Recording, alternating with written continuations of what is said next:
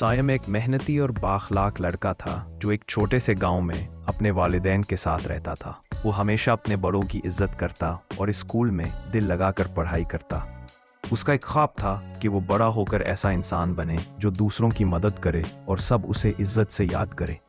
लेकिन कुछ बच्चे स्कूल में उससे जलते थे क्योंकि वो क्लास में हमेशा अव्वल आता।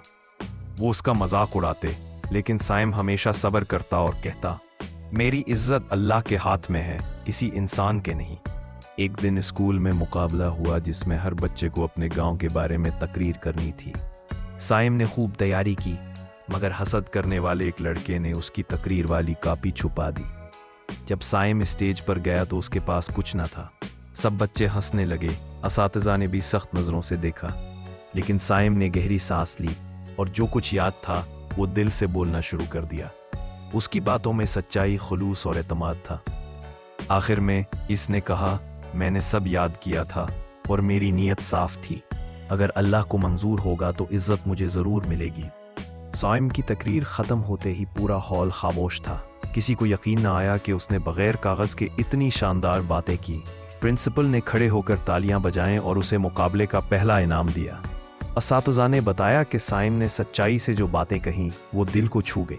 जिस लड़के ने कॉपी छुपाई थी उसका दिल शर्मिंदगी से भर गया। वो सायम के पास आया और माफी मांगी। सायम ने मुस्कुरा कर कहा, हम सब इंसान गलतियां करते हैं, मगर इज्जत और जिल्लत सिर्फ अल्लाह देता है। कुछ अरसे बाद गांव में एक बड़ा तालीमी प्रोग्राम हुआ जिसमें शहर के बड़े अफसर आए। सायम को बुलाया गया कि वो मेहमानों के सामने तकरीर करे। सबको हैरत हुई कि एक छोटे गांव का बच्चा इतनी खूबसूरती से बात कर रहा है। इसे स्कॉलरशिप मिली और शहर के बड़े स्कूल में दाखिला भी। जिन बच्चों ने इस पर पहले हंसा था वो अब इसकी कामयाबी पर रश करते थे। मगर सायम ने कभी तकब्बुर ना किया। वो हमेशा कहता, इज्जत पैसों या बराबरी ना हो, कपड़ों से नहीं, दिल की सफाई और नीयत की सच्चाई से मिलती है। कुछ साल बाद सायम एक कामयाब इंसान बना, मगर वो हर साल अपने गांव आकर बच्चों को सिखाता कि इंसान को हमेशा सच बोलना चाहिए, मेहनत करनी चाहिए और किसी की बुराई नहीं करनी चाहिए।